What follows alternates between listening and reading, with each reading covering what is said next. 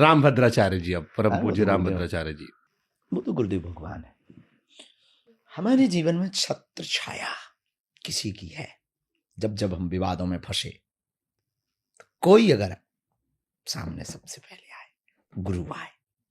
और यही हमारे जीवन का सौभाग्य था, यही हमारे जीवन का चंद्रमा था, यही हमारे जीवन का गोल्डन टाइम था कि हम पे विवाद आए, पर हमारे गुरु ने मंच से ललकार के कहा कि हाँ, धीरेन्द्र मेरा चेला है।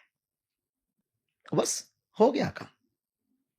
हम उतनी सेवा नहीं कर पाते, ये दुख है हमें। हमारे गुरु भाई आचार्य रामचंद्र दास जय भैया, वो तुलसी पीठ के उत्तराधिकारी हैं, वो खूब सेवा, हम कई बार उनसे जलते हैं कि तुम भाग्यशाली हो, तुम्हारी प्रातः काल भी नमो राघवाय से होती है, और गुरुदेव भगवान के यहाँ विश्राम भी तुम्हारी नमो राघवाय से होती है, और हम नहीं कर पाते। तो हमें दुख है कि हम अपनी, चूंकि इतनी यहाँ माया फैल गई, इतने प्रपंच हो गए, बहुत जिम्मेवारी बढ़ गई। बेटियों की जिम्मेवारी, हिंदुओं की जिम्मेवारी, कैंसर हॉस्पिटल की जिम्मेवारी, कन्या विवाह की जिम्मेवारी, अन्नपूर्णा की जिम्मेवारी, धाम की जिम्मेवारी, दरबार की जिम्मेवारी, कथा की जिम्मेवारी, और हिंदुत्ववादी टीमों की जिम्मेवारी।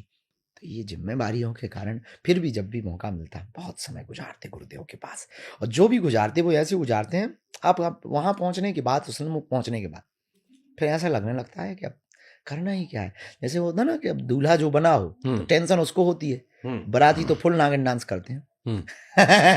क्या उसे टेंशन नहीं, दूल्हे को बड़ी टेंशन होती है कि कुछ एक्शन गलत ना हो जाए, कोई गलत ना कह दे, कपड़े ऐसे ना हो जाए, फोटो गलत ना आ जाए, कुछ पागल ना कह दे में, तो वो बड़ा असहज महसूस रहता है। पर पूरे बाराती रहते हैं सहज, हाँ चलो नागिन डांस हो जाए।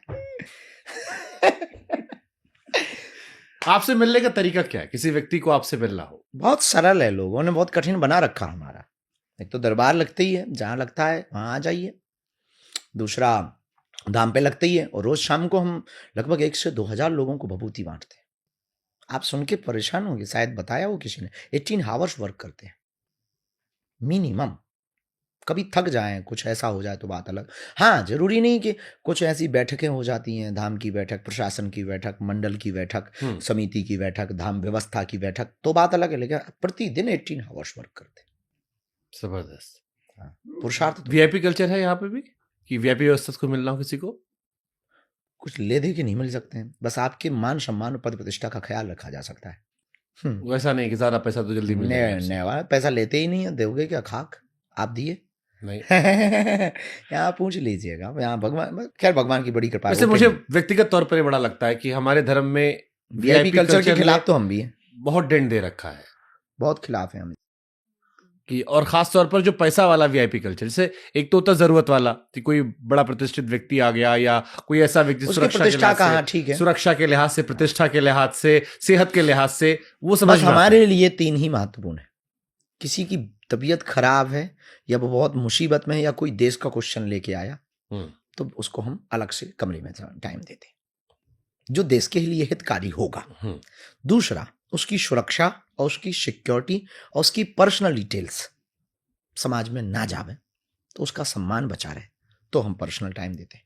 तीसरा, जो भी हमारे पास आंसर लेने आते हैं, उत्तर लेने आते हैं, मार्गदर्शन लेने आते हैं, अपनी बात पूछने आते हैं, वो बात जरूरी नहीं उसको अगर असहजता महसूस हो गए और उसको उसके कारण कई दुश्मन खड़े हो जाएं, तो इन 3 कारणों से हम जरूर एकांतिक मिल लेते हैं। पर उसमें ऐसा है कि केवल वही भर नहीं, हमारे यहाँ तो सभी मिल लेते हैं ऐसे। आप लाखों फोटो ऐसी देखेंगे कि जिसकी गांव का सरपंच भी हमारे कक्ष में आके मिल लेता है।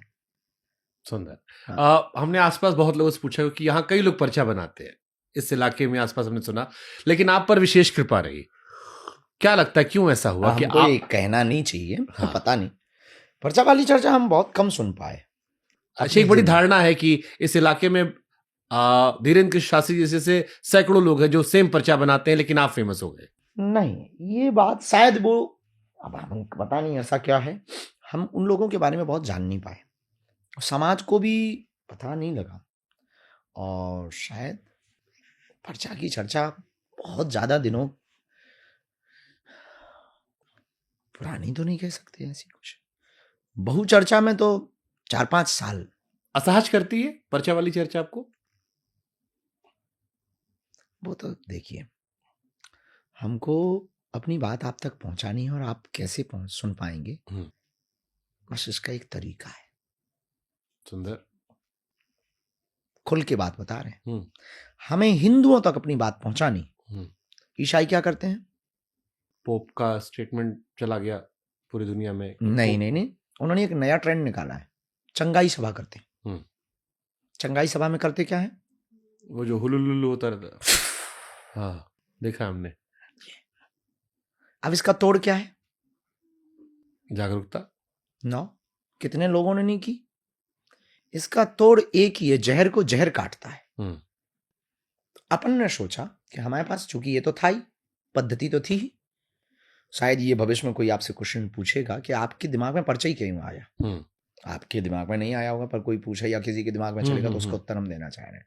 हमारी जिंदगी में पर्चे का दिमाग में एक तो गुरुजी हमारे स्लेट लिख करके चर्चा कर देते थे या कागज लिख के देते थे कभी कभी। बाकी 1 to 1 बातें होती थी जो एस्ट्रोलॉजी में होती हैं, ग्रह चक्र नक्षत्र जो होती हैं, सिद्धियों पे बातें होती हैं, वो होती हैं। कोई इष्ट कृपा से बताता है, और एस्ट्रोलॉजी में भी तो कृपा ही होती है। सही बात है। पढ़ना भी होता है, पर पढ़ाई के साथ साथ अंक गणित के साथ साथ में वो क्या कहते हैं कि हमने आराधना देवी की कर रखी है, उनके ही कृपा से हम अंक गणित हमारी सटीक जाती है। सही बात है।